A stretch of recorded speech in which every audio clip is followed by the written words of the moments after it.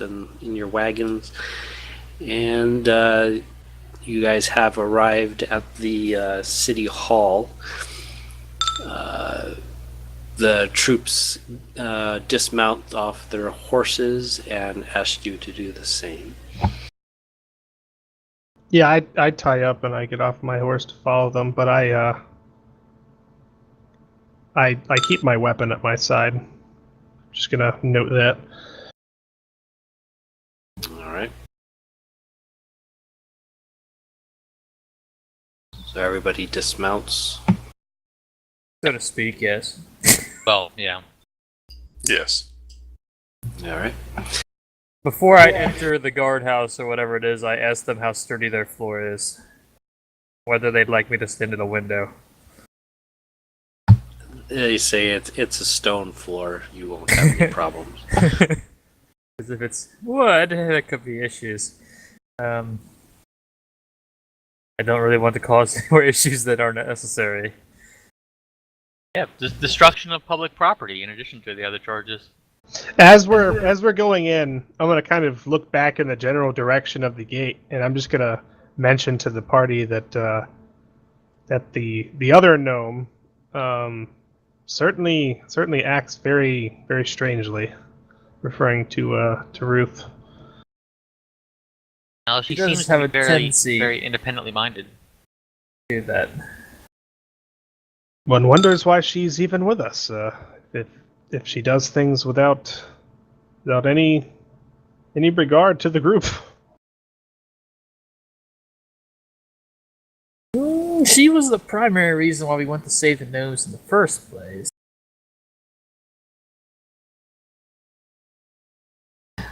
So you guys are now being escorted to the gates. The gates look very familiar from when you guys were here the last time. There's 2 guards at the gate and everything, and one of them says, "Hey, look who's back!" The gates look very familiar to Arthur. Who is it? He's talking to Arthur. Ah, yes. This is the one that I picked up at the Whatcha-Gigger gate, right? Yeah. Ruth was being abused. Yeah. Ah, yes. Hello, sir. From like 2 feet above his head. In trouble with the law, I see. Only on a technicality. Technical. Okay. He looks like he doesn't understand what that word is. It was in Arthur's books, so. He then says, ask the guard where you guys are going. The guard says to the city hall courtroom, and they turn and say, please leave your weapons here. I'm afraid that is not agreeable. I have very little confidence in your ability to defend us. It's a courtroom. We can't have you Bro, you said weapons leave. into a courtroom. You said I'm this quite willing conversation to was leave going my on at weapons the gate, right? Yeah, Yeah. I'm quite willing to I'm leave not- my weapons at the door of the courtroom, Yeah. but I see no reason to leave them here at the Yeah, gate of the town. I'm not leaving my weapons with this asshole guard at the gate to the town, and I will tell them as much. Like, it makes no sense for us to leave our weapons here. If you wish to preserve the sanctity of the court, then you may do so, but that should be done at the courtroom itself. The guard, the Johnson, then says, "All right." And then points at the other guard at the gate to come along with them, and he walks with you all to the courthouse. He says, "Leave your weapons with this man," and outside the gate. Outside the courthouse. I will leave them on the other side of the courtroom from where we are being attended.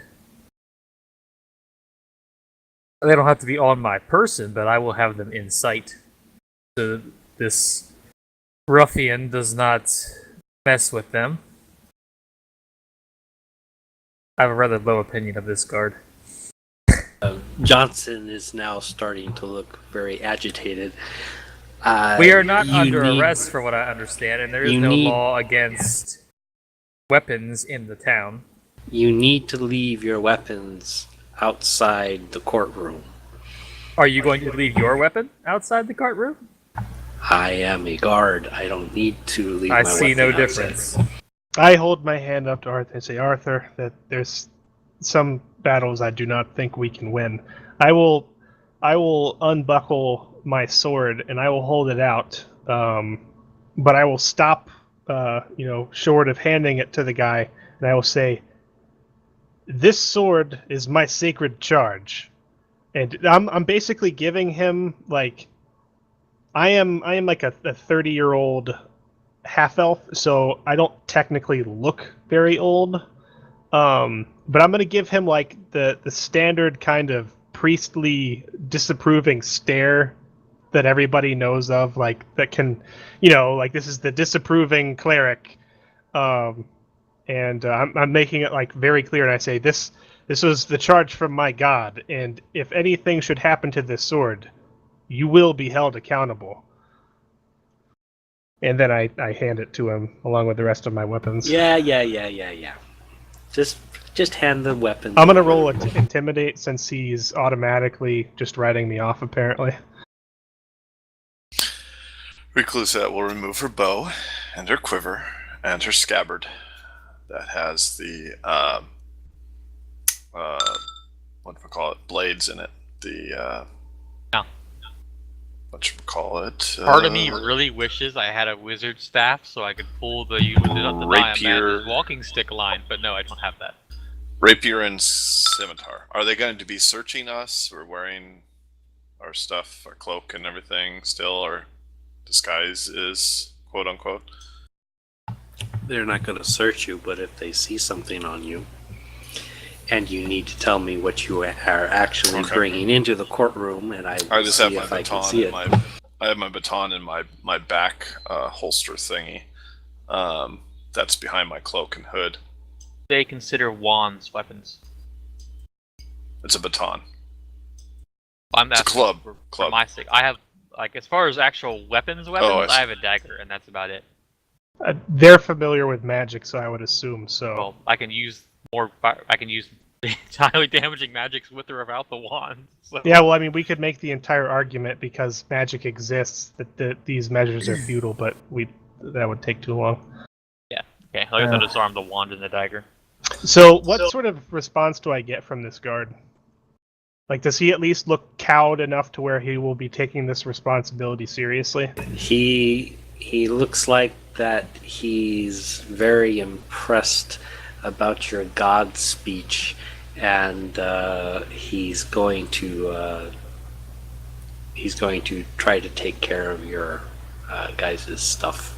Okay, good. I was trying to literally make him think that if something happened to the sword, my god would strike him down.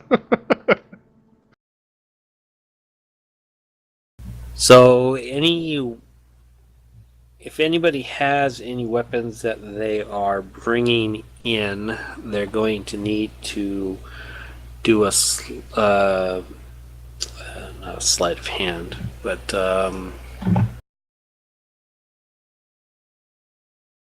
Yeah, that would be sleight of hand. yeah. Arthur will leave his weapons, thinking to himself that he could probably kick someone's face in if he needed to anyway. I'm pretty sure that Horseshoe plus Bone Crusher would solve the problem, but I think Reclusette and Zook, or I think probably Reclusette is the only one in the party who doesn't have either magic or some form of natural weapon. Yeah, it looks like you've got to roll a spot on Recluse's sleight of hand. Yeah, I'm just rolling it because it's not seeable usually. It's behind my cloak. Yeah. It's hard to access. Isa, do a sleight of hand.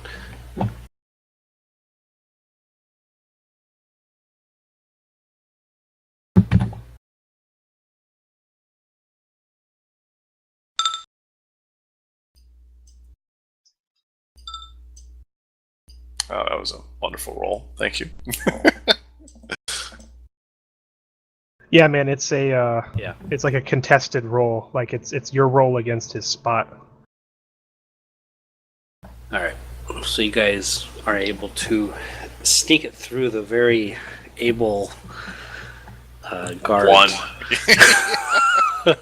Everybody rolled less than 5.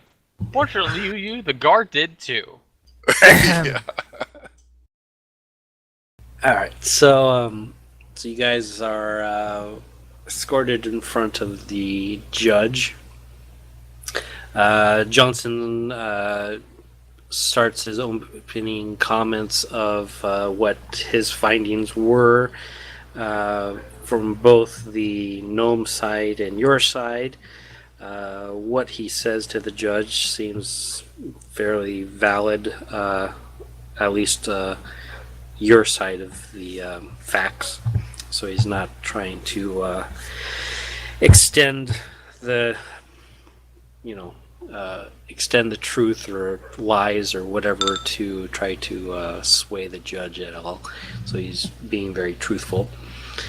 The argument is basically that the gnomes allowed you to come into their town. At first,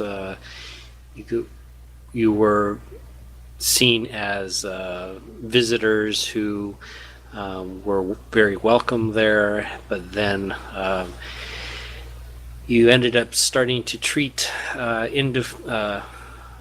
gnomes within the village poorly, and to the point that the gnomes then wanted you out. At that point, you made all of them hostages and brought them out to the middle of nowhere, and were threatening their lives. Eventually, you guys allowed them to go back home, and at what point you there was a lot of confusion about what was actually going through your minds at that time, and that is one of the reasons why you are here in front of the judge. He ever threatened their lives? I don't No, remember that. no, we didn't. Zook did. Yeah, well, that was a very foolish move in the entirety, but I don't think he was directing it to them. So who is this judge? It's a woman judge. She's sitting on the panel. There looks like to be 2 other sub judges there, one on each side of her. They are judges also, but they are more for support of reflecting different laws and raising questions and stuff like that for the one judge to actually do the decision on. All right, so now we're being given the chance to speak. Yep. I guess I ask if I can confer with the rest of my group first. Like we've this has been like really rushed in terms of like what we've been told is going on. So I would think that we would have at least tried to talk to each other to determine what we're going to tell them, or did they not give us any chance? I would like you to speak to me about what you can do this in front of everybody. There's That's no a no reason star. to talk to just your party. Do I see the promised cleric present, DM? No, you don't. I say, let me be frank, Your Honor. This group that I travel with was the very same one that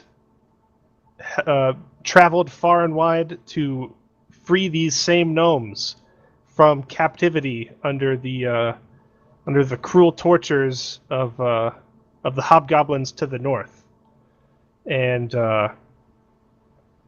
I only joined them afterwards. However, we were merely traveling and stopped to rest at their town to make sure everything was going all right and that they were rebuilding and not having any troubles with that. During the course of our stay, I became aware of some odd behavior, and What do you mean odd behavior? the gnomes were divided into two groups very distinctly. The women refused seemingly to do any work at all. They simply sat around inside the tavern, while the men, to the last, worked night and day without break. And when asked, it seemed to me that they were at least at first merely compelled to rebuild their town after such a horrible experience. But over the course of the day, their behavior was most erratic, and during the evening, after we had been granted rooms at the inn to stay in gratitude for the party's job in freeing them, I came to sense a great disturbance, and I think it is at this time that I really must insist that we be provided with one of the clerics that we were told by your man here, Johnson, who would verify the truth of the matter.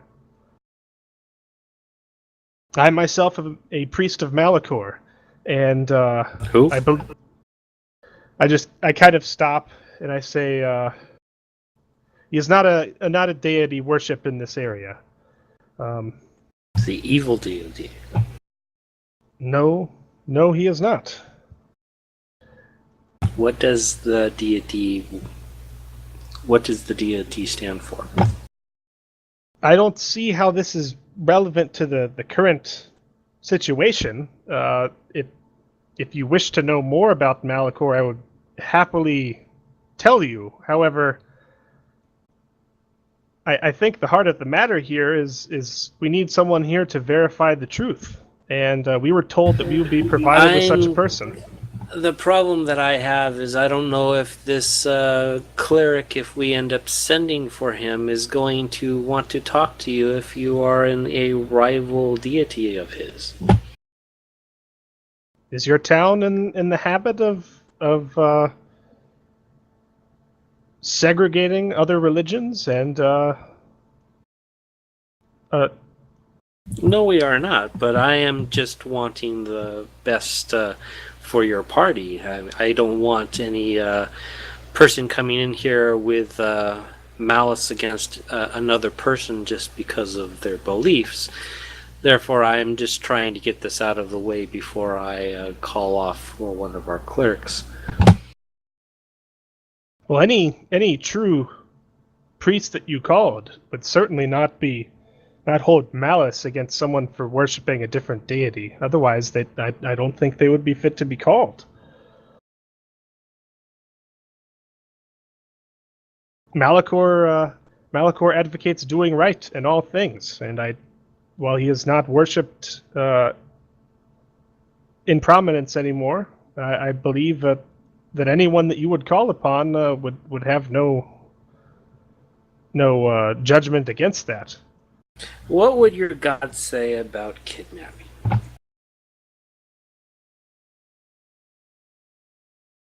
I would.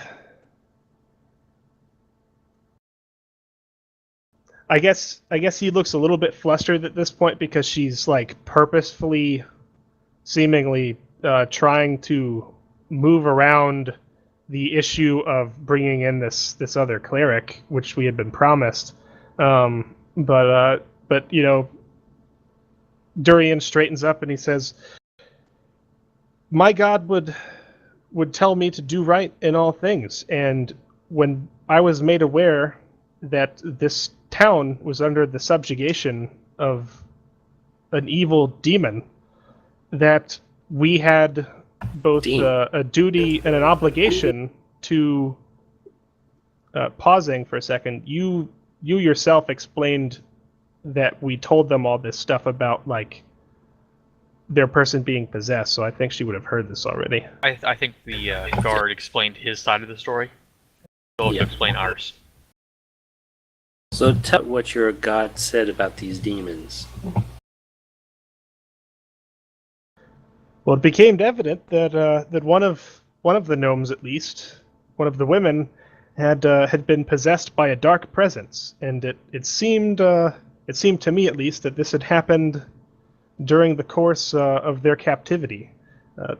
As we went on to investigate, it actually occurred that this dark presence was a succubus, and had been enchanting the town ever since their arrival back from the mines. All right. I would like to think So I'm the part that the main reason why you all are here is the kidnapping, the threatening of lives, the entrapment that you have you caused the whole gnome township to fall into outside of the inn. This is the items that I am more interested in, not the history of your life. So you are... Recluset pipes up then and says, "Well, it's a matter My of dear, kidnapping." my dear. Yes, Judge. Your time will come. I am right now talking to the druid. Well, the Cleric. the druid Cleric. didn't come in at all. The whatever you are. Cleric. Cleric. Paladin. The big shiny bauble. Yeah. Crusader guy. I will say, if these are subjects you are interested in, then I am not sure why our concerns for the town went unheeded when we were taken into custody by your guards. The gnomes themselves told your men that their women folk were missing, and they were obviously not present, and yet the men who were with us made absolutely no attempt to go looking for them. We, on the other hand, took all actions in an effort to save the town. We believed that by removing the affected from the presence of from the dark gnomes, the succubi, that we could free them from their enchantment, and simply by distancing them from the town, they would come back to their wits. We did not feel comfortable simply leaving them there to be subjugated once again for the second time. So you didn't think that the succubuses might travel along with you outside the town? No, that was always a possibility, and it was certainly one or the other. We either were to remove the gnomes from their presence, or the succubi would have to show themselves. They would have to follow us out into the wilderness. There was a reason we did not take the roads. We wished as large an open field as possible, so as to monitor our surroundings. Succubi may be magical and powerful, but they are not invisible. Okay. Is that your statement, oh Crusader?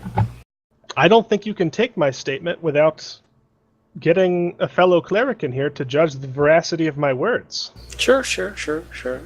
Then she points to the court guard and tells the court guard to go get a cleric to confer the rest of your statement. So while we wait for the cleric to show up, who wants to be the next to give their statement? Reclusette is raising her hand. Okay, my dear. Well, first I have to say that in order for you to tell us that we are kidnapping, you have to then form intent. Our intent was not malice. Our intent was to remove them from a threat, not to encourage them into one. So we were trying to save, in essence, these gnomes from the threat of the succubuses that were creating havoc throughout the town. These four females that I had always been suspicious of once I entered the town, but didn't really know what their true reasons for having some kind of little party going on until our cleric told us that he had detected some evil amongst them. Then it hit home that these could be creatures or demons of some kind. I don't know a lot about them, but Alton does, and he can tell you more about them when he speaks. My father was a bounty hunter in Cabri, and he hunted kidnappers. I am very concerned because when we came to this town, before going and fetching the gnomes from the mine to the north, we told about the kidnapping by the hobgoblins and goblins. And none of your guards seemed to be the least bit concerned with that, as we formed our own party and went off after them. So I find it very interesting that you're asking us about kidnapping them when we free them, and you're not concerned about others kidnapping as much as we did. What are your feelings about your father? Well, he's dead. Thank you very much for bringing that up. Oh. How did he die? He died at the hands of an evil wizard, actually.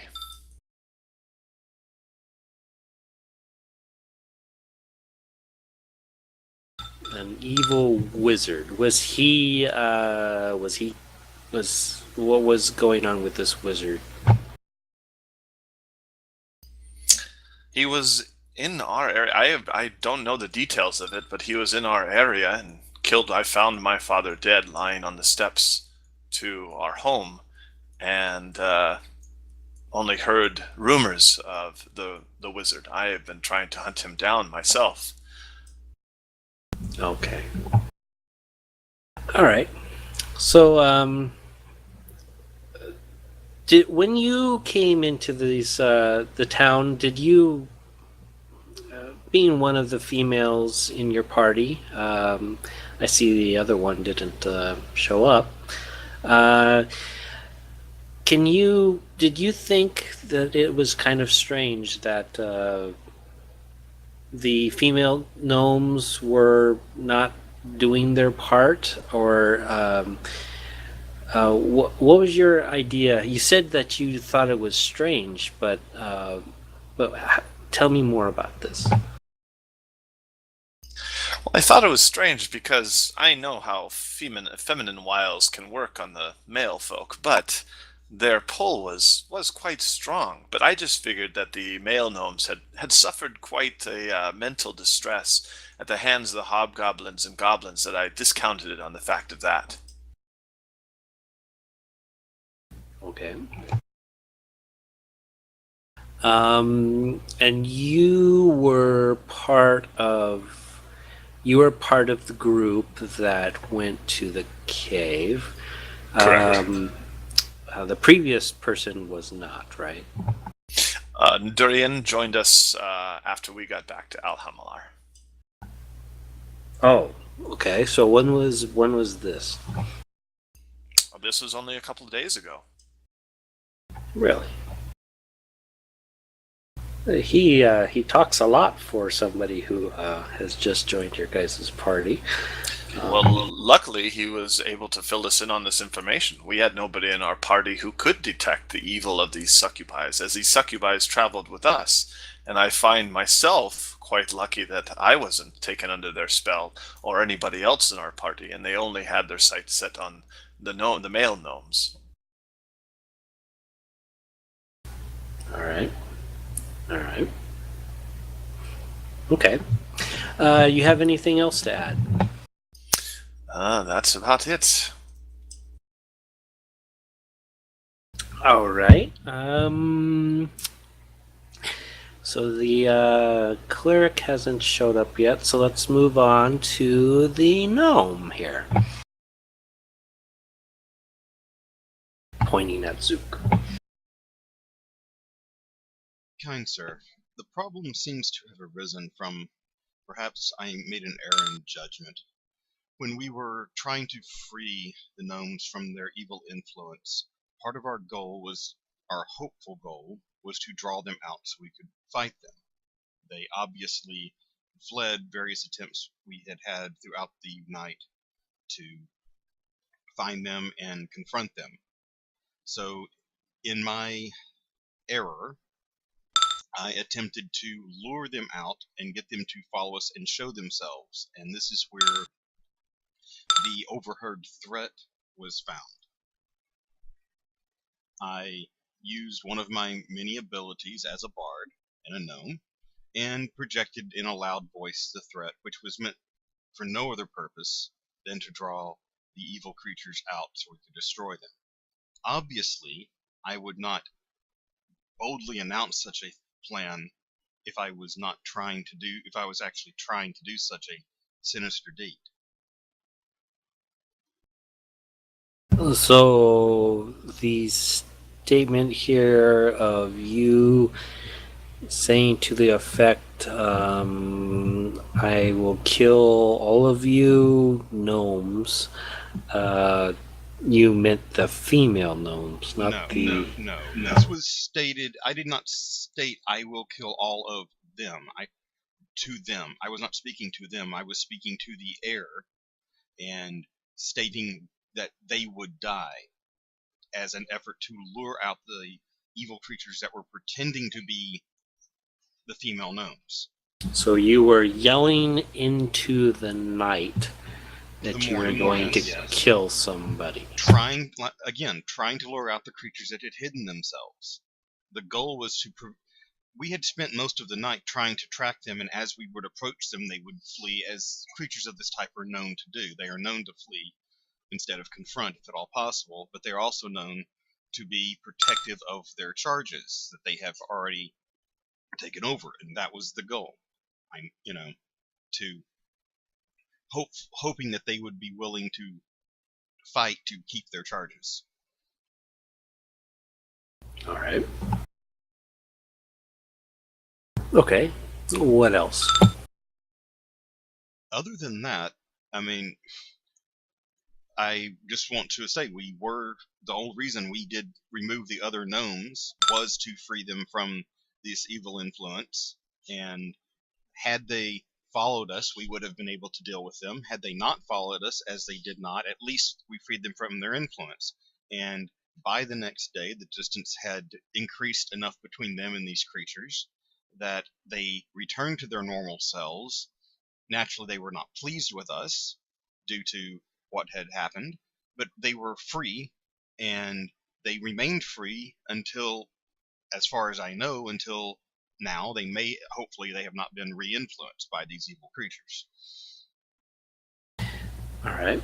So, being that you are a gnome, Absolutely. shouldn't have you been a little aware, as the redhead over there, that the female gnomes weren't acting like female gnomes?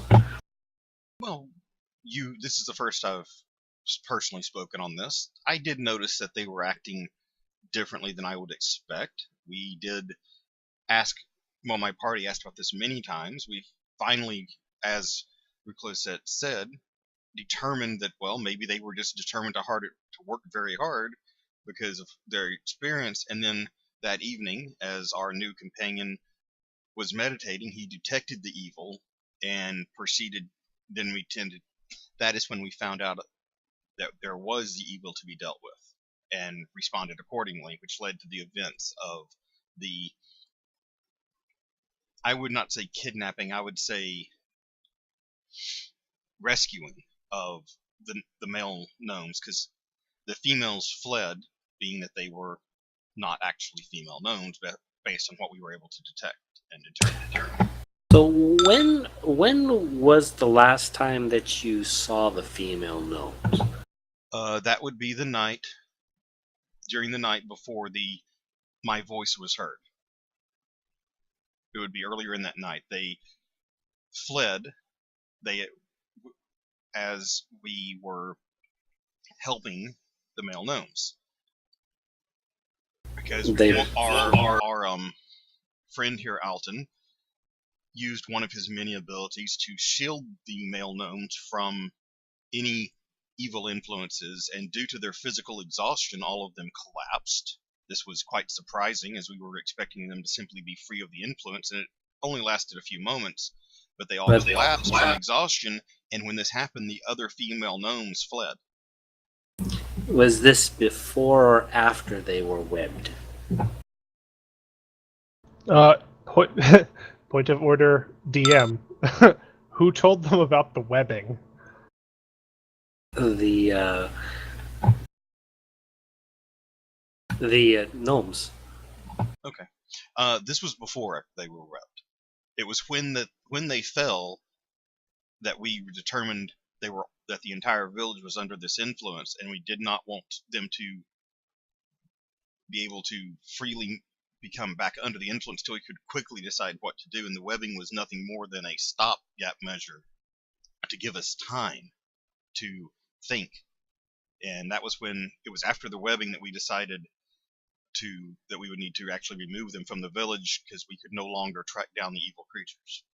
So you guys webbed them. This was after that the females ran away? Correct. Okay. I personally was tracking at least one, if not more than one of them, in one of the buildings, and let's just say that they attempted to have some fun they jested with us by leaving various joke traps, I would say. They were not meant to really harm us, and then left notes as a joke to us, but they fled as we approached each room that we thought they were in, and one particular room we knew we heard giggling from, but they were gone, so they had fled out the window, we assume, because they have that ability to fly and quickly and vanish. Okay, so there was evidence of the female gnomes after the webbing had occurred. Absolutely. But they were also evidence that they were not simply gnomes, as they vanished in various ways that were very unknown-like. Okay. Is there anything else? I think I've said all I need to. Alright. Looks like our cleric has arrived. You may continue on your statement, Crusader. Get a description of this new arrival? He looks like a fairly young priest. Doesn't really look like he knows why he's here. What does his holy symbol say? Or what does it mean? It's holy. What is the? Let me look. I'll be back in just a moment.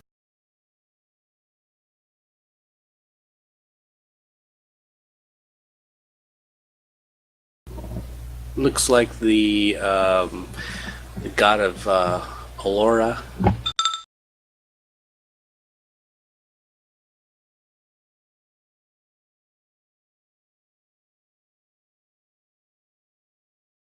All right.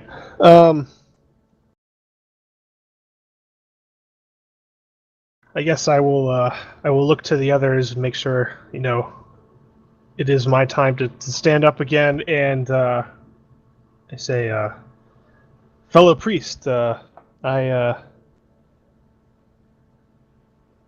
hope the situation has been explained to you.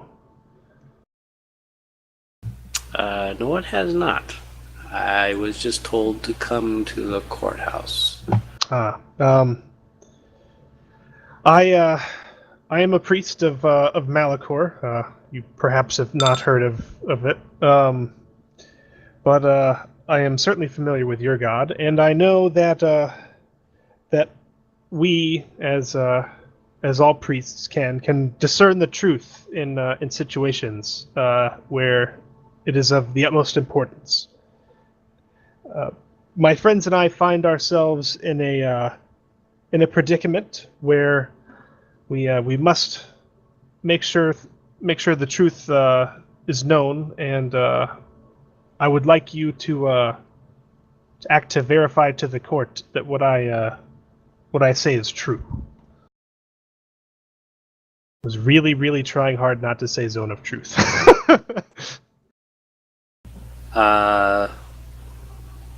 Okay. He looks at the judge. The judge then says, well, we usually forbid spells of any nature to be cast within the courthouse and everything, but if you really want this done to prove yourselves, then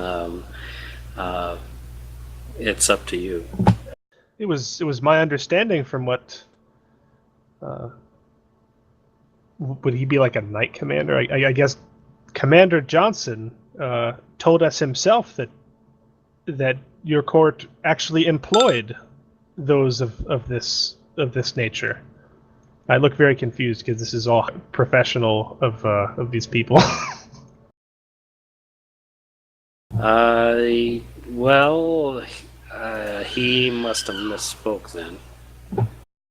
Well, I nevertheless, I would ask that this be done, so we can get the truth of this matter out of the way. All right. So then the priest casts a zone of truth. And was I screaming will- in the background. I will make no attempt to resist. Everybody within the radius either resists and makes a roll or not. I do not resist. What role is it? Will save. Yeah, let me look. I'll get the specifics. It would be based Will. on the level of the caster, so whatever the other cleric is. Oh God, my will's horrible, so I don't think it's pointless for me to do it. It's my best save, but I have no intention of lying, so.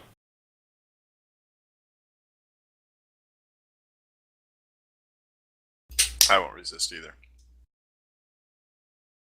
Resistance is futile. After he does this, I just stand there and I say, everything that has been told to you thus far has been true. We merely went to stay the night at this inn, and during the course of the events there, I did come across the presence of great evil, and upon further examination, it was revealed to us that it was not one but multiple succubi charming this entire town to the west. All of our actions were taken to save the town, to protect its citizens, something which has not been done under the course of your own guard. I kind of give a glare to Johnson. And we took our actions only in regard to their safety and made no actual threats to their lives. Furthermore, I will say that if this threat is not dealt with immediately, your own town could come under this dark cloud.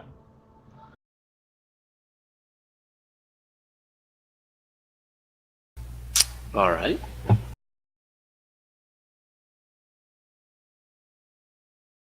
Is there anything else, Mr. Crusader?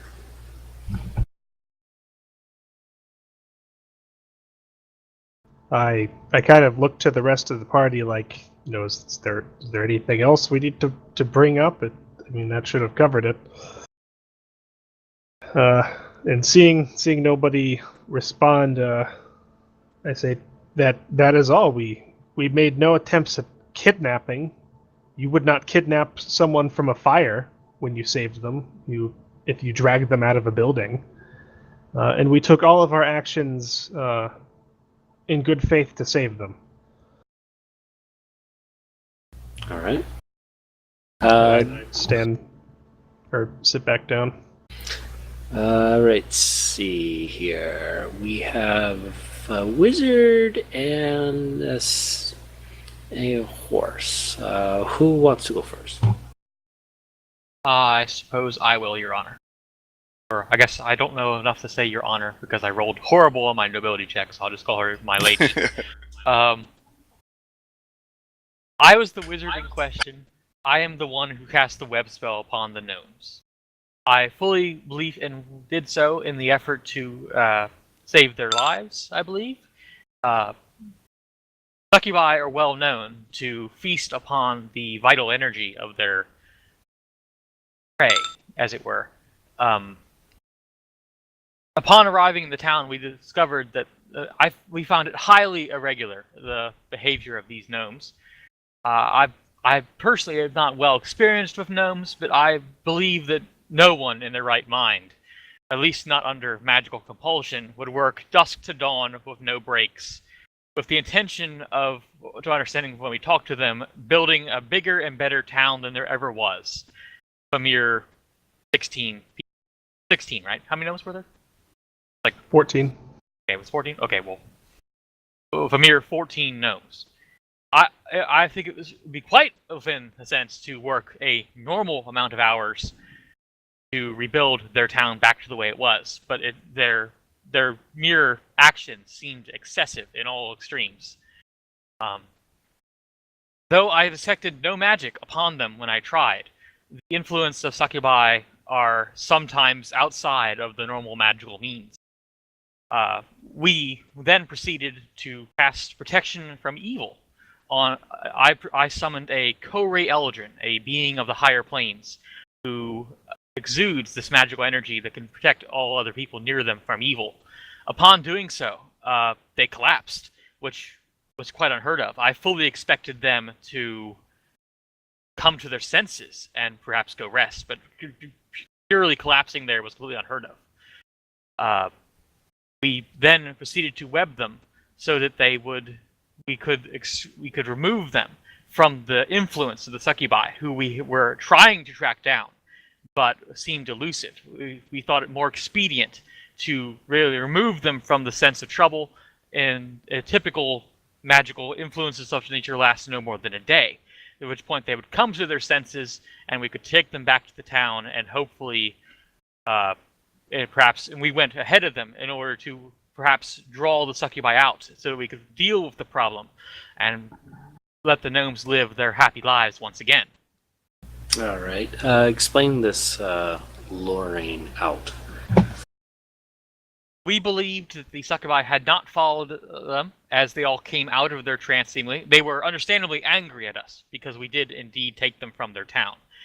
I find this a bit extreme because they would obviously, in my opinion, have seen that they were working oddly excessively, but they were nonetheless angry with us from doing so. We returned to the town, disguised as other people, thinking that perhaps the succubi would think we are merely more prey and would thus expose themselves. At which point our cleric could again identify them with his ability to detect evil, and it would be fairly obvious that who the succubi were again, so that we could deal with them. Upon engaging in what probably would have amounted to conflict, they would naturally have assumed their true forms and would have been dealt with and returned to the abyss from which succubi come. It was at that point that we encountered your town's patrol, and this awkwardness ensued. I see. All right. She's writing down notes. Okay. Do you have anything else to add? I believe that is all, Your Honor, my lady. I keep wanting to say Your Honor, but I failed that check, so it's like, All right. That leaves us with you. horse? Centaur. Centaur? Mr. Ed?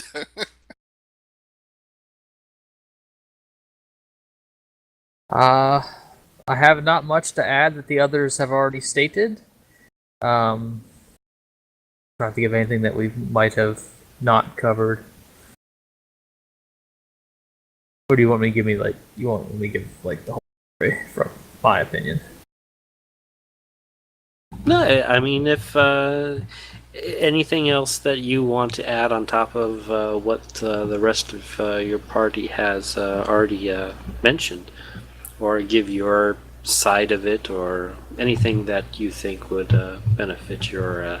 I cannot think of anything that my friends have also stated. Other than my own opinion, that what we did was right and true, and that they were overworking themselves to an extent that they should not have been. They were working basically a 24-hour shift to build a city that was beyond what they were required for their own purposes at that time. And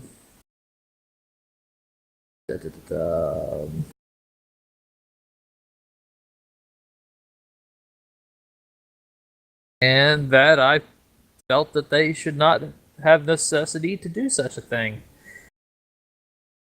I mean,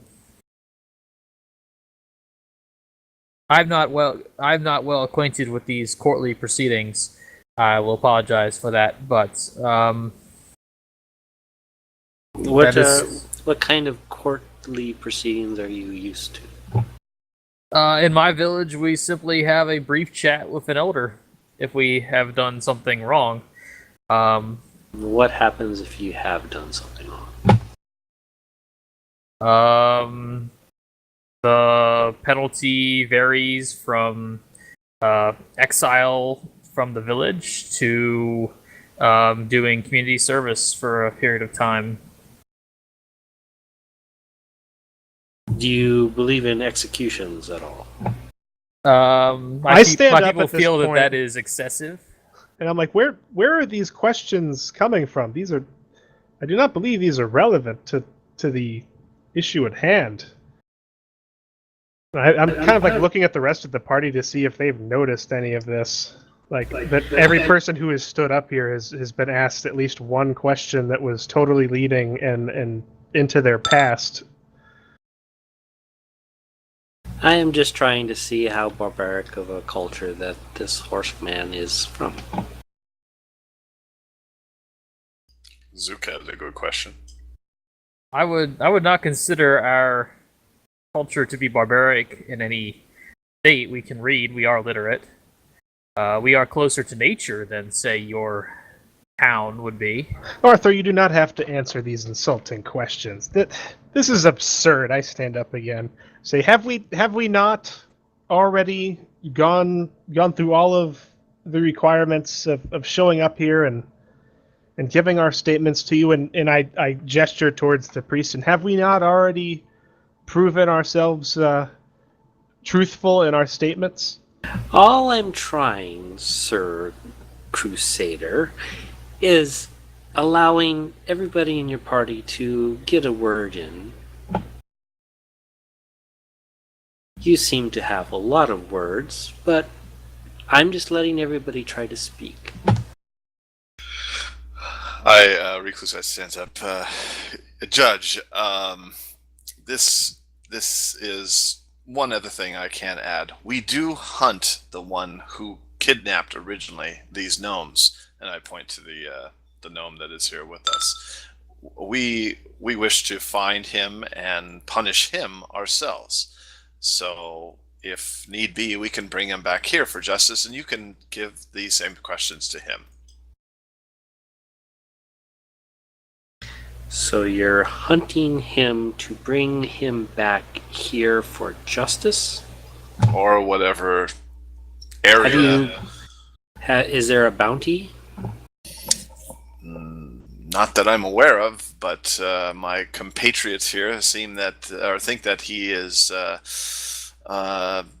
the origins of several terrible things in the Uh, area.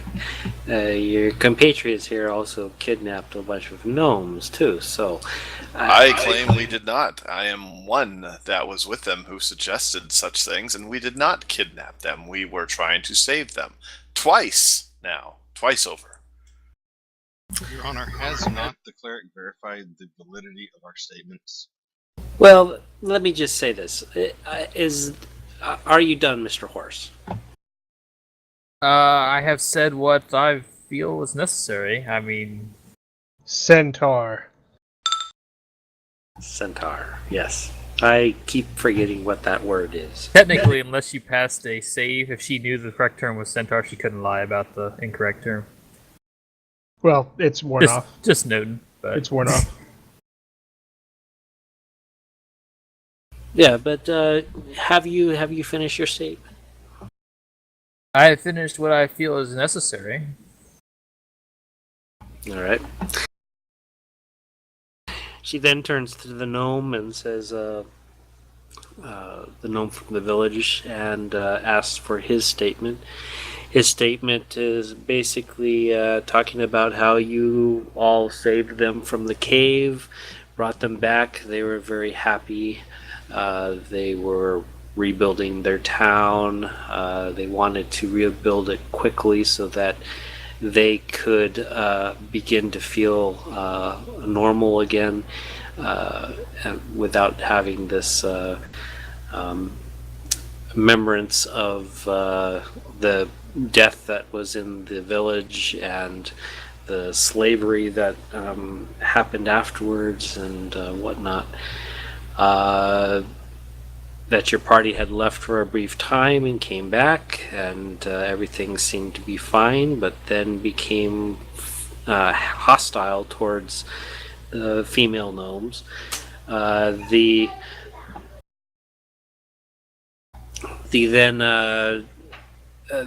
It started to escalate and to the point that you webbed them, were hunting down the female gnomes to the point that they ran out of the city to escape what he believes they were threatening their lives. And then you guys decided to captivate them, move them out of the city for about a day's travel out into the wilderness. Many of the gnomes were afraid that this was going to be the last days on this planet, but then were very happy to hear that they were going to be returned. Yet they were still being guarded, quote unquote, by your party.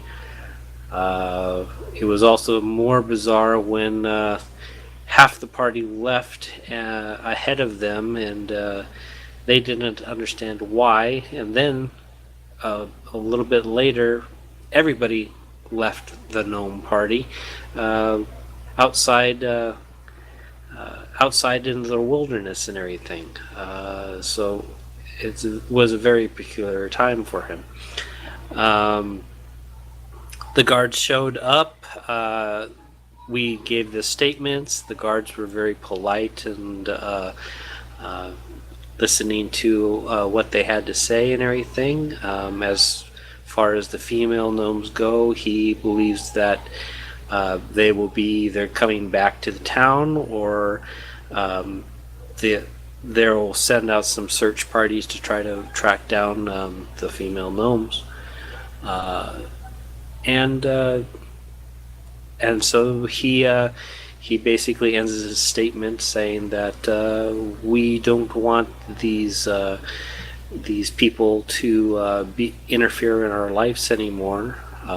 We are grateful for what they did in the caves, but we are not grateful for what they did after the caves. And that was his statement.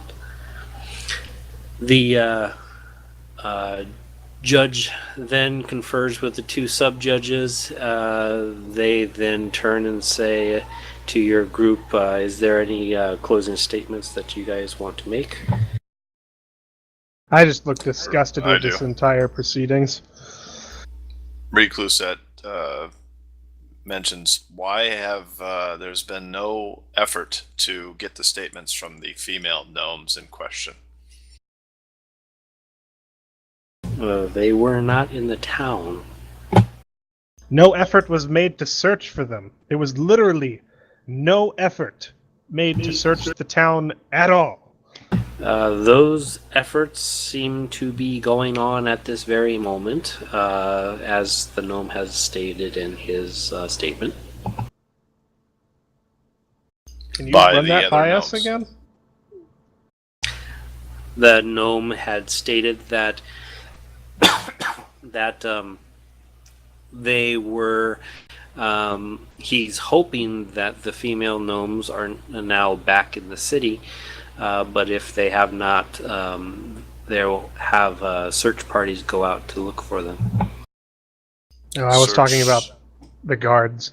Anyway, Search party by who? Gnomes? the or gnomes, apparently. Okay, so then counting on our story being correct, how on earth would they not be put under the charms again by the succubus? He does not believe that there were any succubus. We're not. I think we're talking No, to I'm the asking the stupid ass judge. gnome anymore. I'm You're- talking to the judge. He said nothing about succubuses in his statement.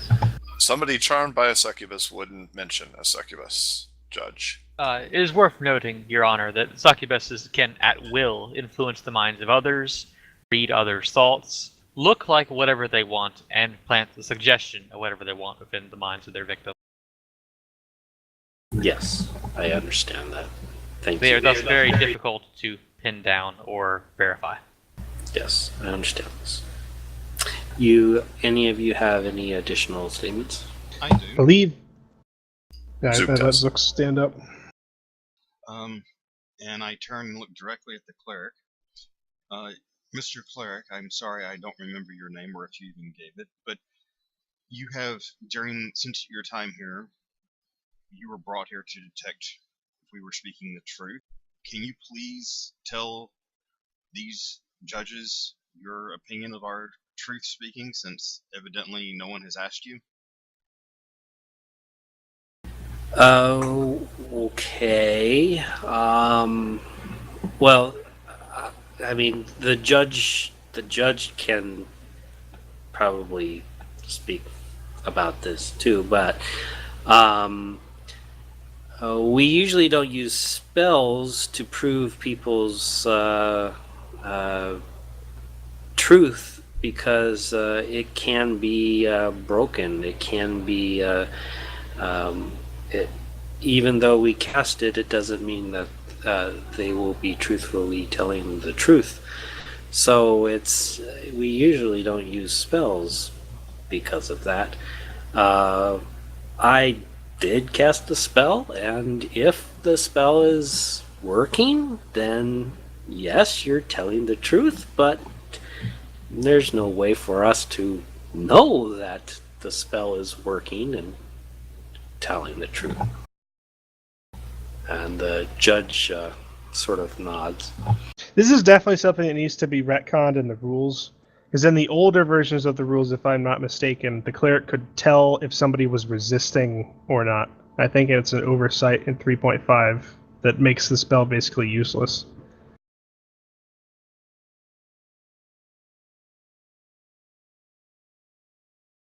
Like, for what I understand, like the old second edition rules, like they basically could tell if somebody was resisting or not resisting.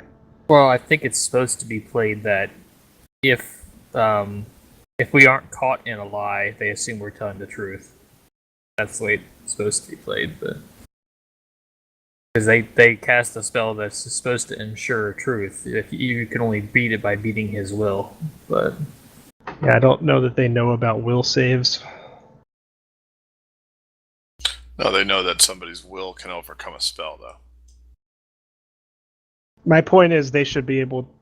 In previous editions, it was basically known if somebody was like making efforts not to resist or anything. Otherwise, there's literally no point to the spell in being in D&D. It is a very weak spell, to be honest. In order to secure its heresy, you would need an extremely powerful cleric of high level and high will, so that then his spell level would adjust it, and it'd be very difficult to resist. But I guess Below go level on. cleric, we're it just has gonna little have to benefit. treat the spell as it basically doesn't exist. Well, it could be And- useful. No, it can't.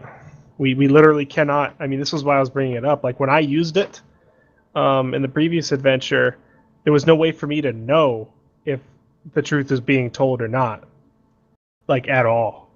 Like I think this is something I guess we need to address later when we're not having a session. But like, there's a definite problem there.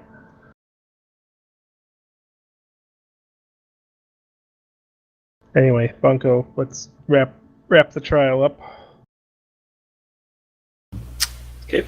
Is there anybody else that has any closing statements?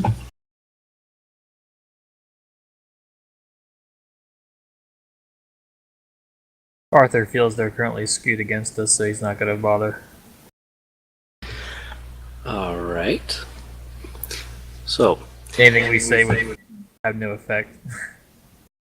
the judge has decided that you all acted foolishly, but did not mean to harm anyone in what you were saying and doing, and therefore are free to go. They asked, though, for you guys to avoid the town in the future, being that they do not want to have you in their presence. Yeah, I just stand up and say, "Can we go now?" Yes, you can, Sir Crusader. I walk out. Yeah, the Gnome Town, right? Not this town.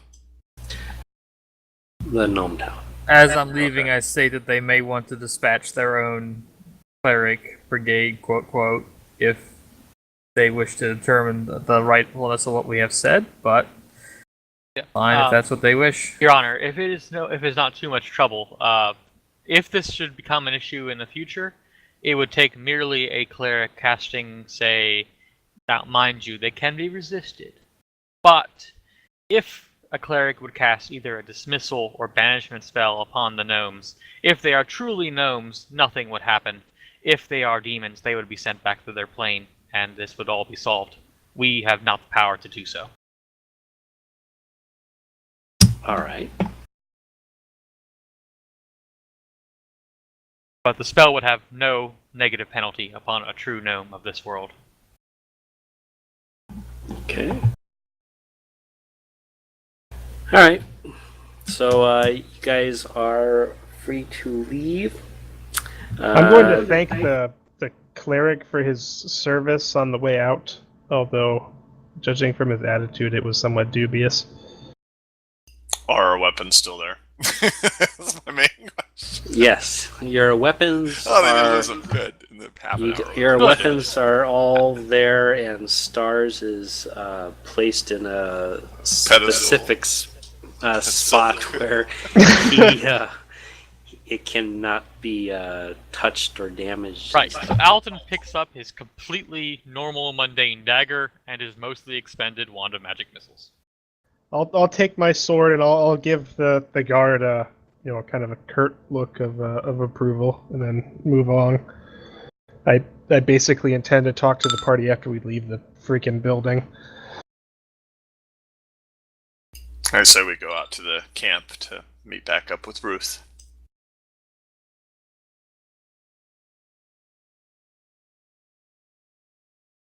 All right. So you guys go out to the camp or outside the gate, sir? Yeah. Unless anybody wants to stay in town here, I don't think so.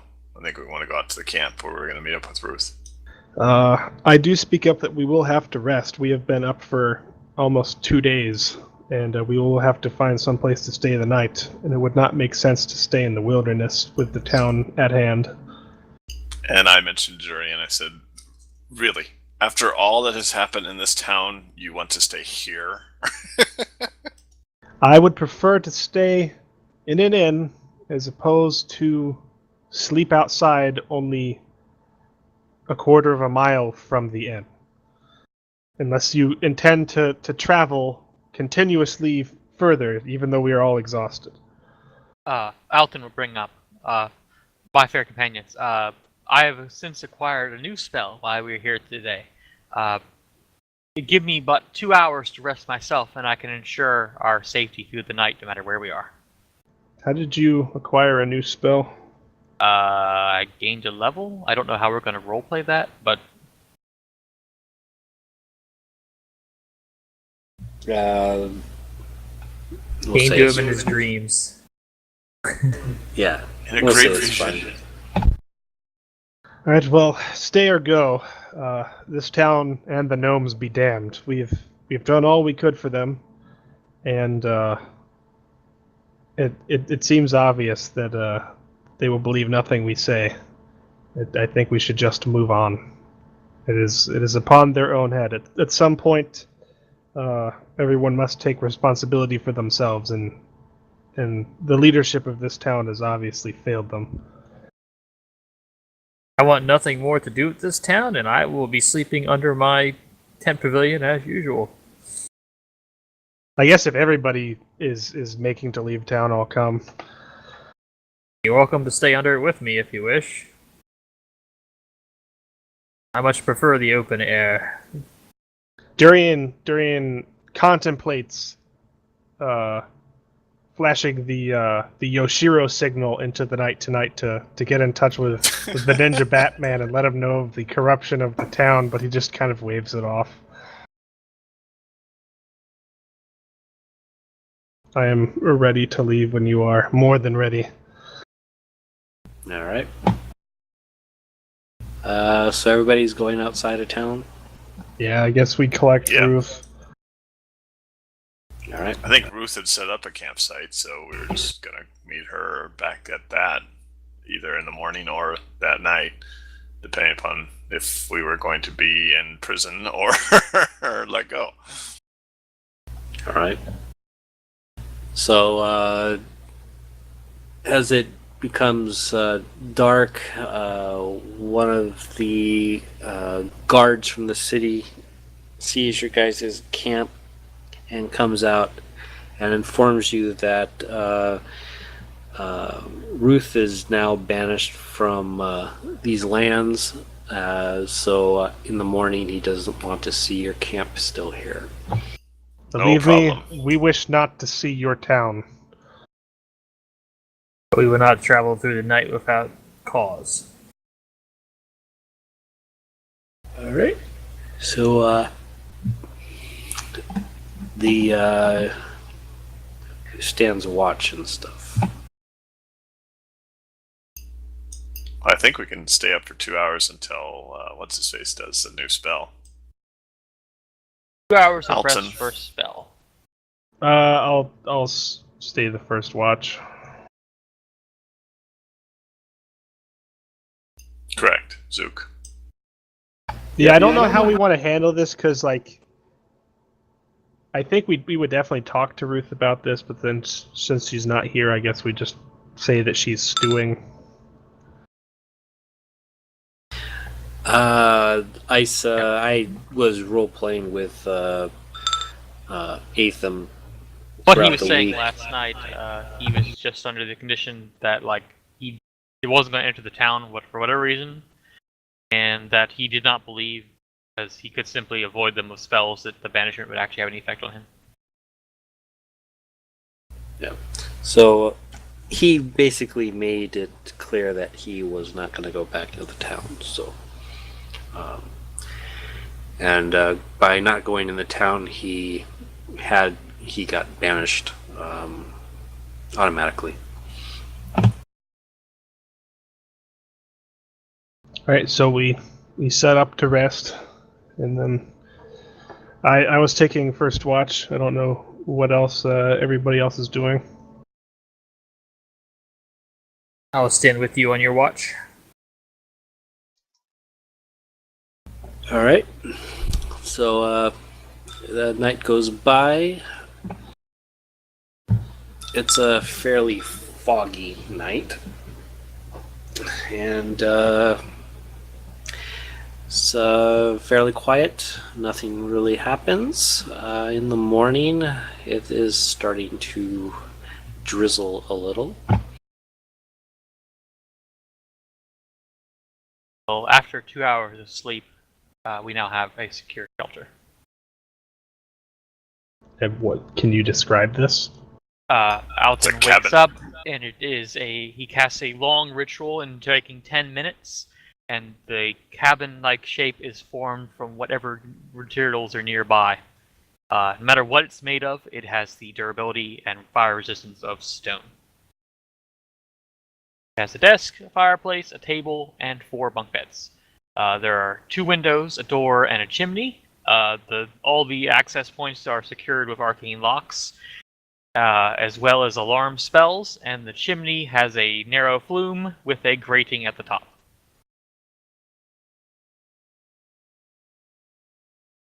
And it will endure for about, 16 hours.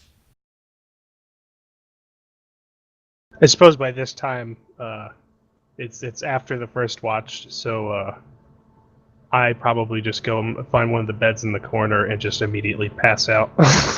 Because Durian is absolutely exhausted and frustrated. All right.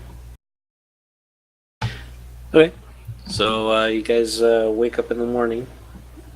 As I said, it's a slight rain outside.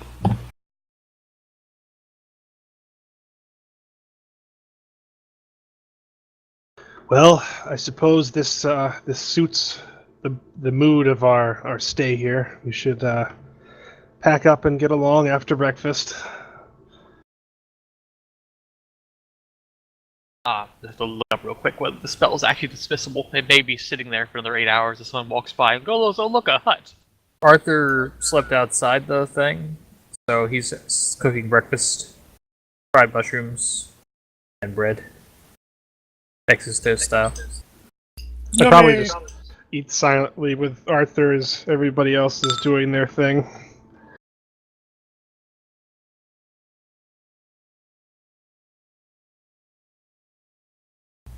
All right. And we head on our way.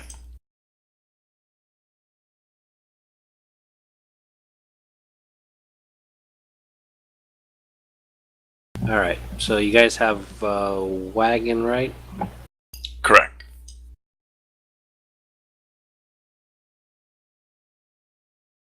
So let's see. You guys gonna travel on the road?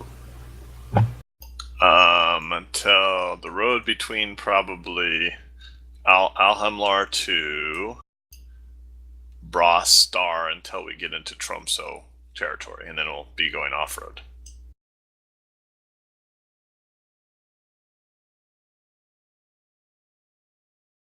What is our ultimate destination? Boray.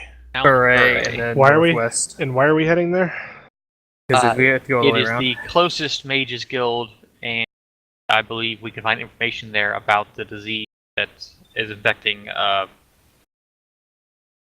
Arthur's village. All right. And the dark wizard dude, who I believe's name is Godith. Is that what we said? Yeah. When I named him, I know it was like an M name. Like, That's what I thought too. I put that down that it was an M name too. I thought I wrote it down, but apparently I didn't. So we're basically looking at 2 weeks plus of travel.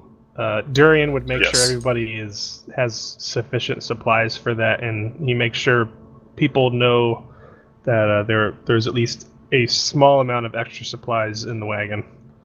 We can probably stop at Hobart on our way. Because that will be, the roads will go from Hobart to Boray. You can stop it. I don't know. Hearthstone is a friendly human territory. Yeah, because I that's believe. the same town as Boray. Is there a particular reason why we're avoiding the roads in Tromso? Tromso because is it's Orc territory. Yeah, but that they're not like binary hostile. Yeah, against Alhemlar. They're at war with Alhemlar, I believe. So Yeah, but we're not Alhemlar. they don't know that.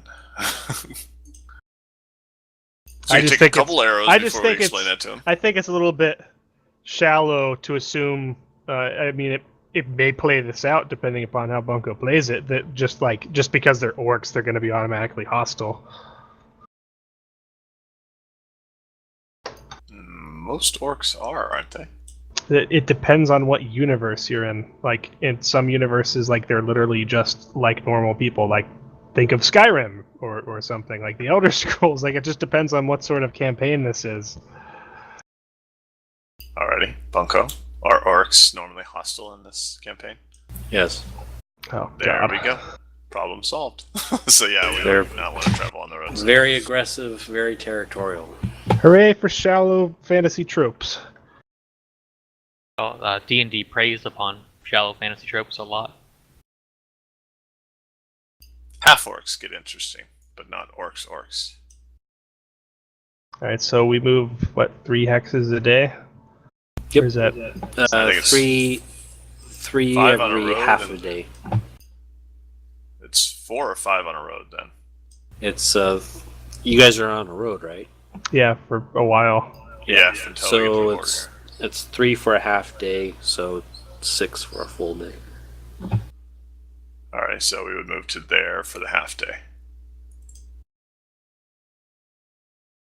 All right. So the trip is fairly uneventful. The storm looks like it is waning, and it is now beginning to be a little bit windy. You may move another 3. Okay, we'll probably move 2 and then get off the road.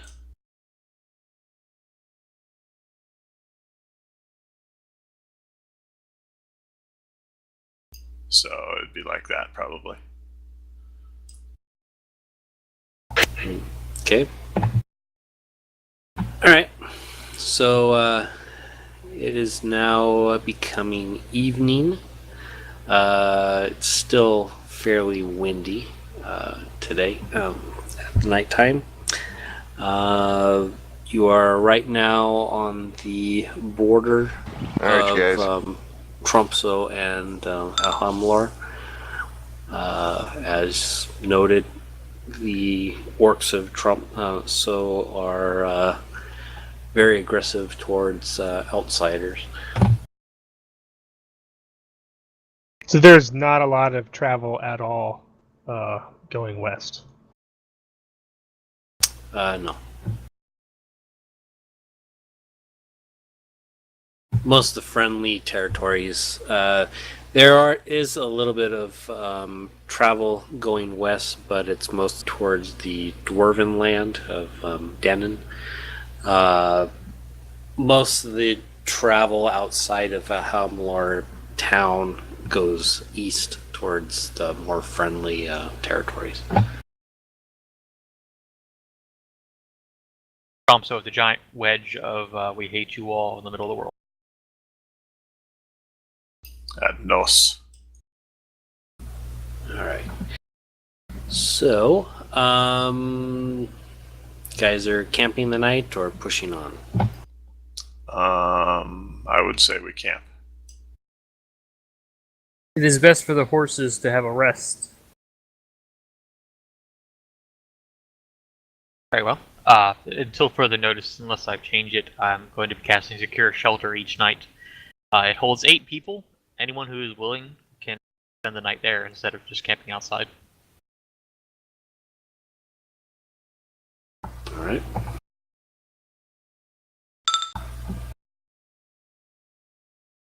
All right, and you guys are paying attention to your rations and everything, right? This has been one Is- day, so one Is one Ruth ration. gonna be getting stuff for us again? Will Nope. you be rolling for her? Ruth is She not won't here. Ruth is not here. She didn't come with us? Ruth is here, but she can't not be used as a NPC. Aww. So she's just like a glazed over zombie for right now. Generally, it's really hard to get food for more than a couple, one person a day when you're just hunting yourself. Anyway, so I doubt it would make a whole lot of difference. All right. So, are we doing watches, or are we just camped out in the We three always do little watches. pig house? At least I will, anyway. I think they're less watches now and more like killing time by the fireplace or whatnot. Like I think this thing can be locked, so I think we're definitely less on guard in this thing. But is our centaur outside every night by himself? I don't think he can fit in here. Then He could. kind of need It's a watch. big enough that he could easily just. All he'd have to do is turn to a snake, walk through the door, and then we have to shove a table aside and he left space. Wouldn't have to be outside. Because it's literally like Arthur prefers the open air, anyway. 4 squares by 4 squares. So I doubt you want to smell sweaty horse all night. Well, my point is, if Arthur is outside, we need to set a watch. If Arthur is inside, then our watches are not as demanding.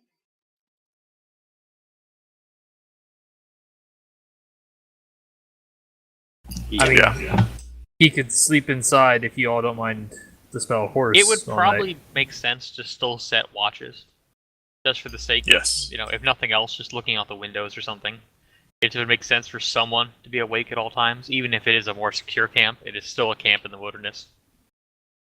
Correct. I agree. Mind you, Alton needs sleep only 2 hours, so he'll be up for 6 hours regardless. He'll probably be sleeping the first 2, and the rest will be awake. All right.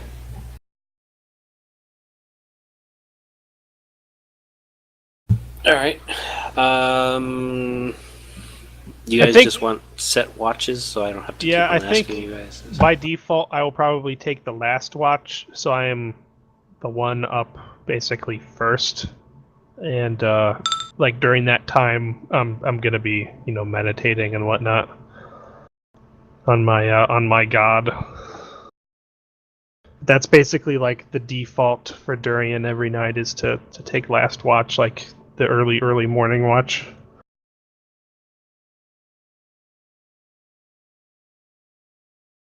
Alright, Arthur, I guess we'll take second watch. He likes looking at the stars, and that's the best time to do so. All right.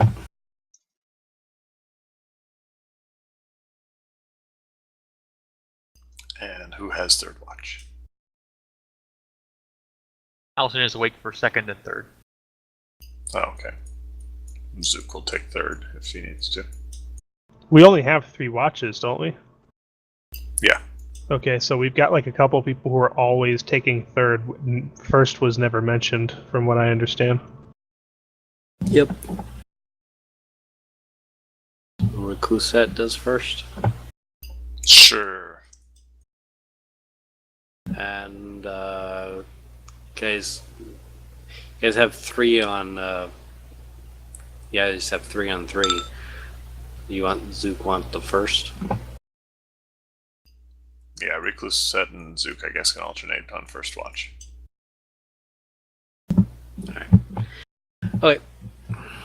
So that's set. So we'll just, when Ethan gets back, we'll figure out where he falls into the standard watch. So, okay, so the night. The night passes fairly quiet inside your little cabin. You wake up and it is another foggy morning. Lots of fog around here. Yep. Like light fog, or like we can't see 2 feet. It's a light fog. It's better than that rain that rolled through the area for weeks. All right. Quite a few weeks ago. He's probably referring to the rain that obscured the party's travel the first 2 weeks. These fogs tend to cling around these plains in your human lands. It's not nearly as open to the east, or is much more open to the east. The sky is often visible. The stars are always beautiful. Should I move us or two? Yeah, move 2. All right, it's afternoon. Fog is lifted. Nothing has happened. You guys move another 2, and it is now evening again. It is starting to get windy outside. You guys assemble your little fort. And Noting the wind's strength, Arthur stays inside this night. Notice in the corner that he often reads the book, The Tale of Sir Galahad. All right. So the night passes and nothing eventful happens. You guys wake up and it is a clear day. We haven't had a clear day in a while. Ah, what a fine morning.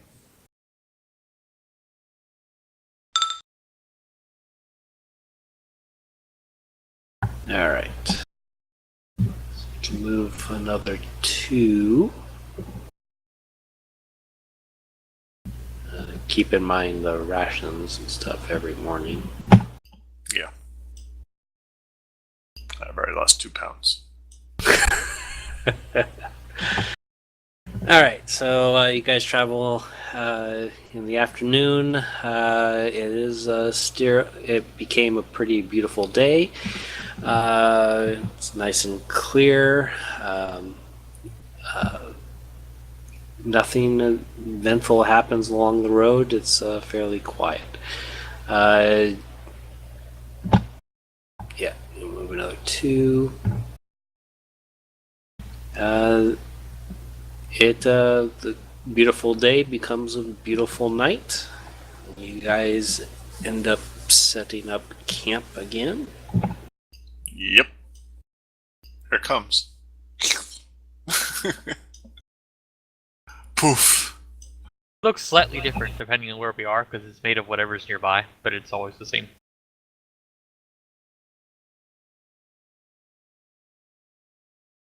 Alright, so you guys, over the night, nothing happens. You guys wake up to a little bit of rain. Not a lot, just a little. Arthur, as he travels, throws his tarp over his back like a giant cloak. Is that like chaparral? That's what we're going into? Or Yeah. is it something else that's going to slow us down? The darker, just to the southwest, becomes swampland, so you'll Oh.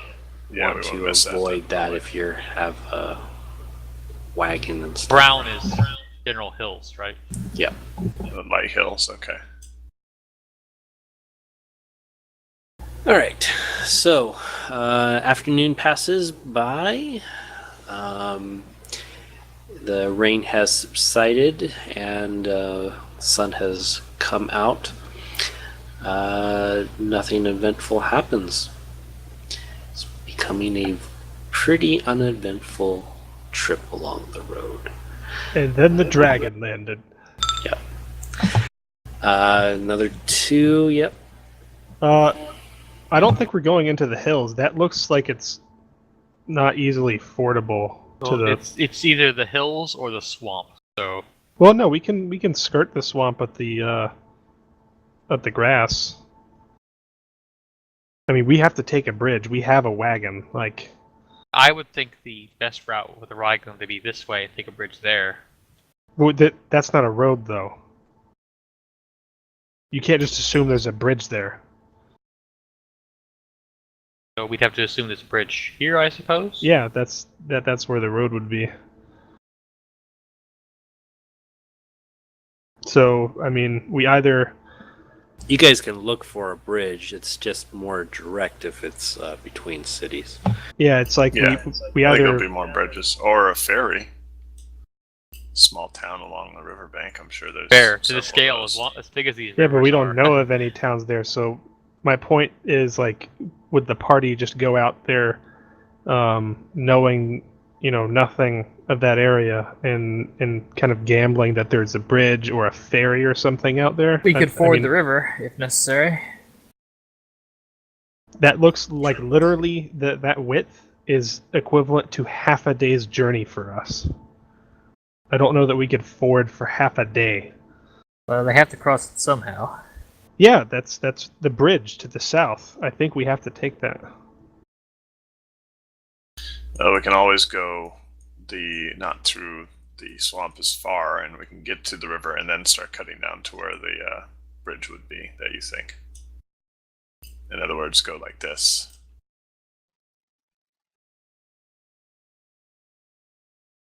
See? That way, Alright. if we don't have to go through the swamp as long as possible, if we don't have to. Well, good. Do I know of any bridges?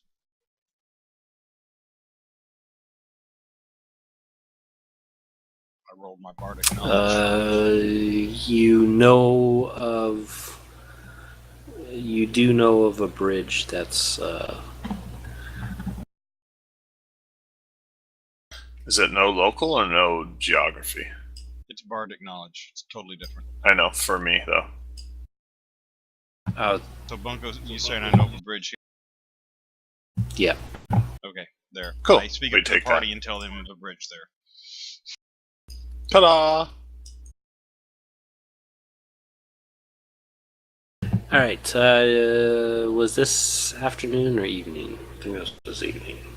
This is afternoon. Okay. Okay, you can travel another 2. All right. So you guys set up camp. During the night, you hear some noises outside of the Who's on cabin. watch that hears it? We all hear it? Is everybody in the cabin, or is... I mean, it's literally up to Arthur. If it was a nice night, I'm outside. If it's rainy, I'm inside. Or windy, gusty. It's actually raining. Then I would be inside. So during what watch does this occur? It occurs in the first watch. So that's Reclusette.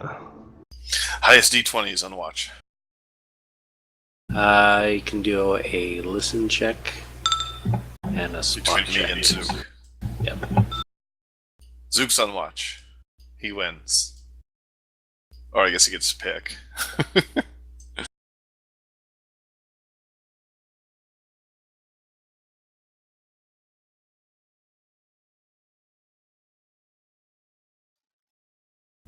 So Hey, there are 2 windows. You could both sit at one.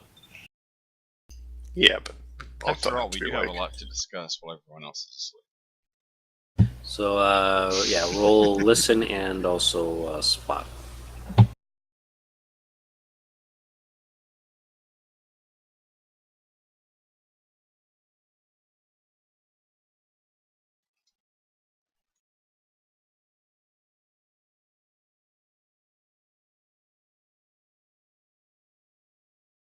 Okay, what's Recluse doing? Sleeping. So you're sleeping through your watch? I thought we were trading off. If one of us is on watch, we both don't have to be. Alright. Recluse is not doing his duties. And so Zook is listening and... Okay. Zook sees some movement outside the window, but doesn't hear anything.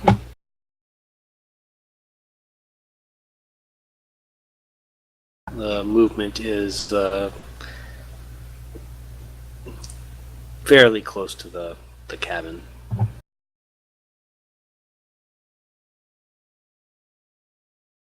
Does the movement look large, small, very large, humanoid, animal? It looks humanoid. Okay. Was it a running movement, a hiding movement, or just a rustling that I couldn't identify? It's just you see some wrestling outside in like the bushes.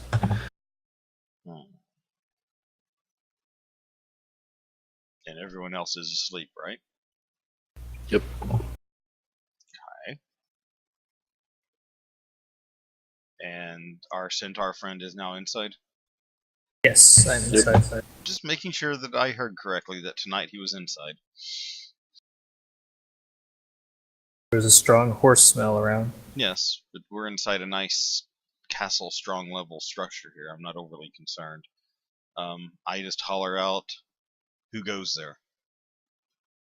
Everybody wakes up. I didn't say I yelled, I just... You said know, hollered out. Well, in a, semi loud voice. I'm not like, Make a listen check to see if you who wake up. goes there? Or anything. It's just, speaking up where I think they can hear me. So the rest of us make a listen check. Yes.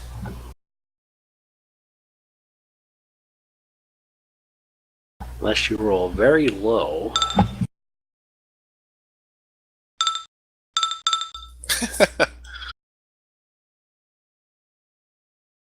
Alright. So everybody wakes up. Oh. TC 5. Distance of 15 feet, nothing between. Yeah, Well, that's I just, basically what it would be. I'm just trying to deal with it. I didn't want to go around, hey, wake up, wake up, wake up. What? We're What kinda the hell's safe here. going on? Yeah, there's Who's something that? rustling around outside in the bushes, trying to see if they'll friend or foe. I look around to see if Arthur is visible. I am right next to Okay. you. Yeah, well, I mean, like his thinking was wrestling around outside the building. It has to be Arthur. If it's not, then he gets up with his sword. Have everybody do listen checks. Again? Yeah, To I listen would have outside. thought this would have applied, but Well, the first listen was to hear the shout.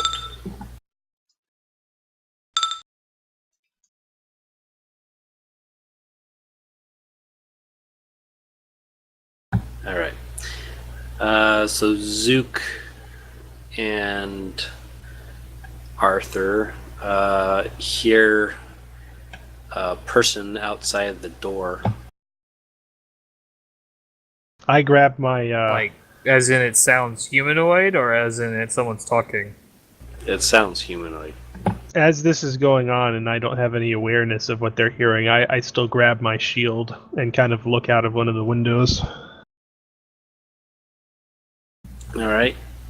You look outside the windows and you see two dwarfs. Dwarves outside. Like how far away are they standing, and are they looking like at me? They're in practically knocking distance of the door. I say, "You, who goes there?" I have the shield up.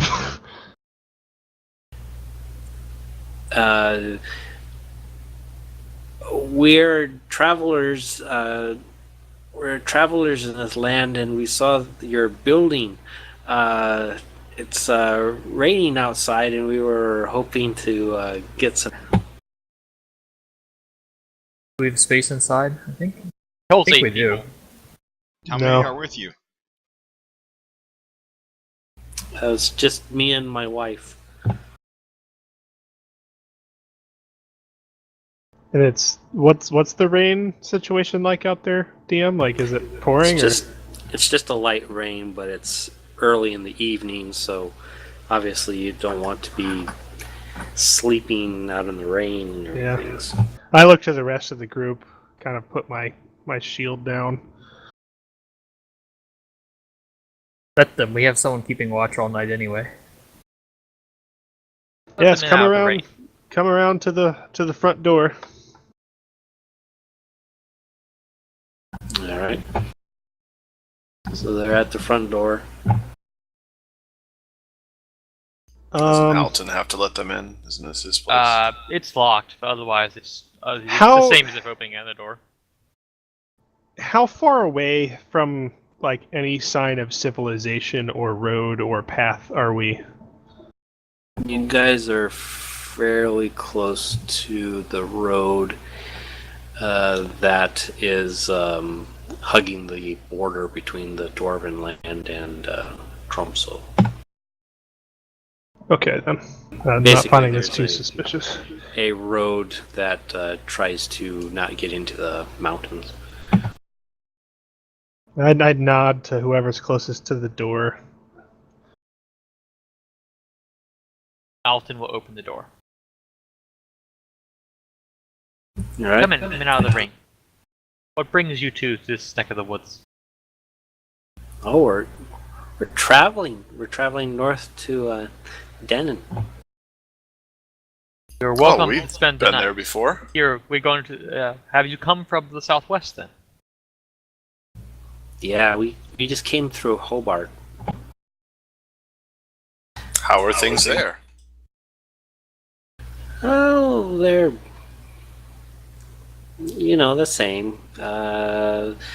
They're having some trouble with the lizard folk down there, but other than that's just the usual. We travel through these lands often.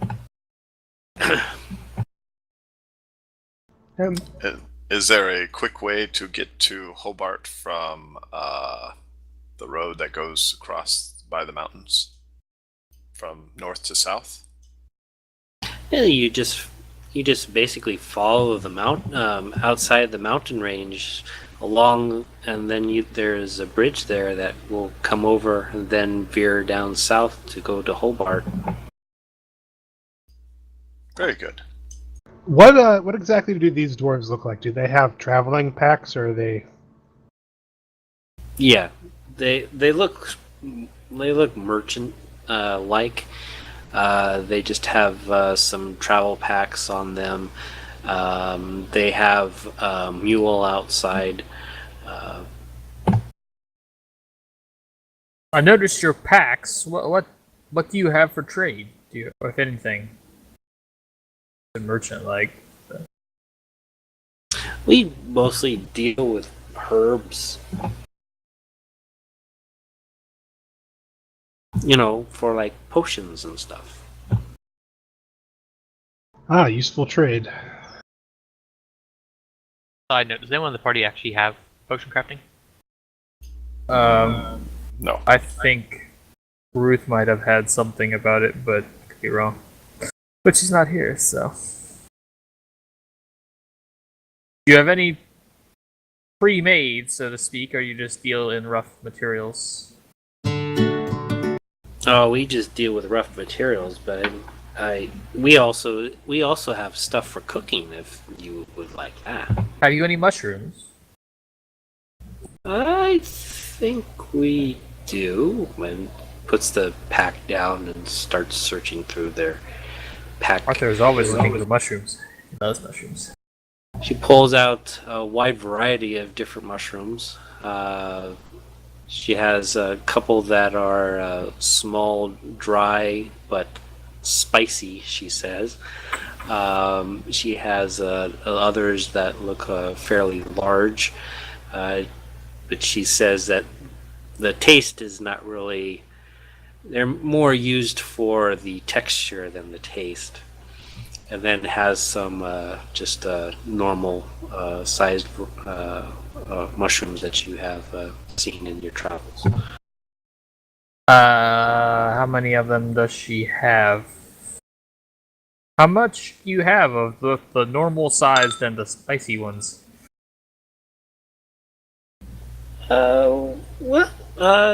You guys are allowing us to stay here the night, so we'll give it to you for free.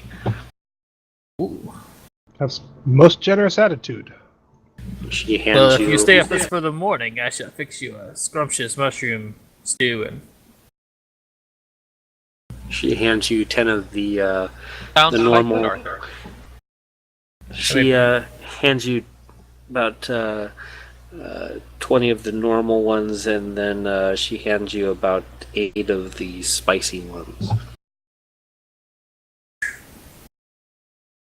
what is that in pounds? Usually it comes in pounds. I would say it's 1 pound, maybe. Each. As far as living accommodations, you are free to use one of the bunk beds if you prefer. We do not need for all of them. It's worth noting that this cabin probably will not be here the next time you pass. It is merely in existence for the duration of this night. Oh, I see. Okay, that explains why we haven't seen it before. Yes, I find it most convenient to be able to take a dwelling like this with me. I am not one to sleep out in the rain if I can avoid it. And Reclusette regales them with the story of freeing the dwarves at Drennan, that are at Drennan. So it's kind of like, puffing herself up a little bit and tell them that you ran into us type thing. As I name all of us. I have heard of dwarfs going missing, but maybe that's the reason. We found them. You found them, huh? You guys need to be very careful about the goblins. I mean, you already messed with the goblins up in Yoren, but the goblins over in Hillfork are also very annoying.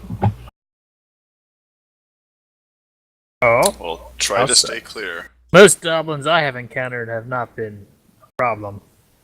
I hold up my lance. This seems to deal with them quite well.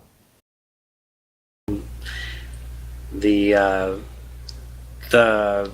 male dwarf seems to chuckle at your lance and say that he prefers an axe.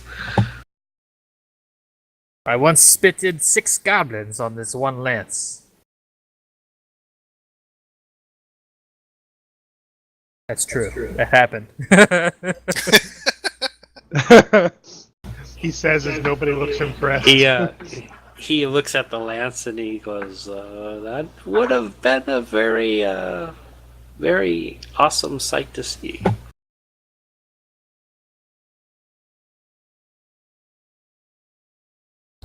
The woman dwarf goes, "Yeah, the goblins of Hillfork, they keep on messing with the people of Hearthstone. Countless numbers of raids and stuff like that. And they usually aren't very successful, but they just keep on coming and coming and coming. It gets very annoying after a while." Have you been to Boray in a while? Occasionally. They usually want their own herbs to make their potions and stuff, but we have done business with them in the past.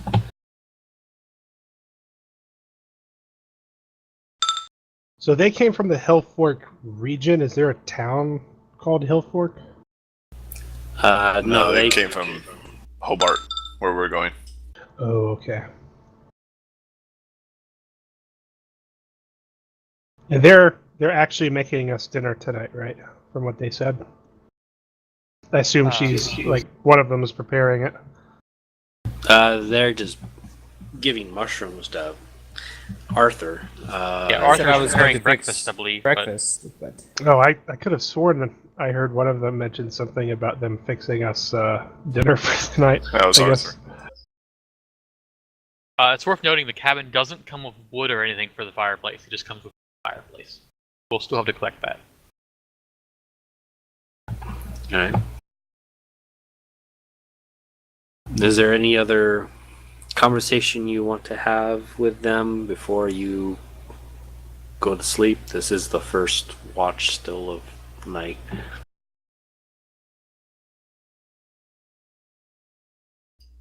Nope, I don't have anything.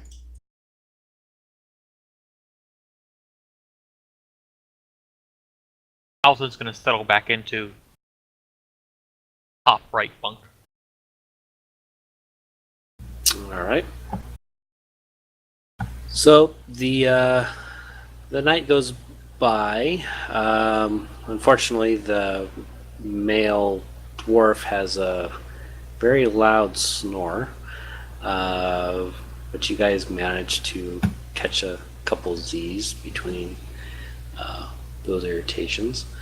You guys wake up, and it is still raining outside. Now a little bit heavier. Ah, looks like a fine day to travel, I say sarcastically.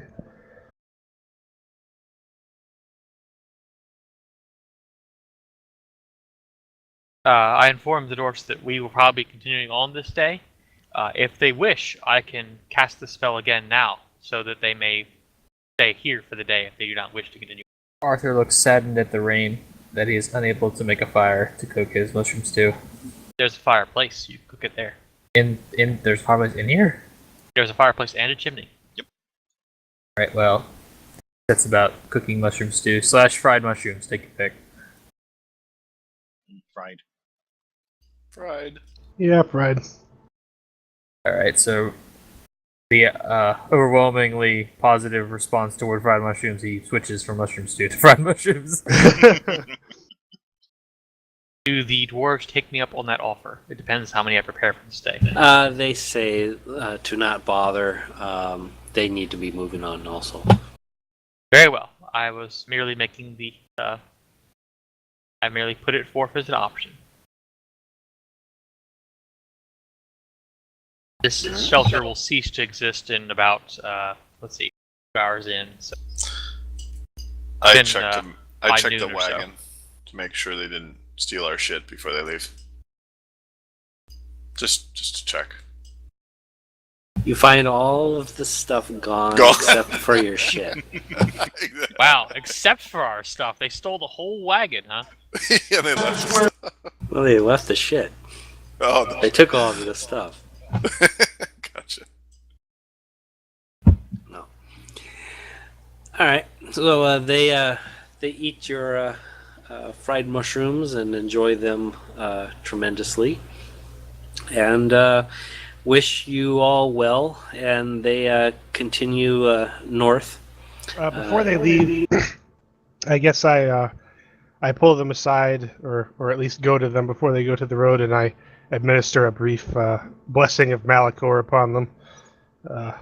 Not anything like dramatic or anything. More or less just may fortune be with you on the road. Blah blah blah. And I do like the symbol of my order.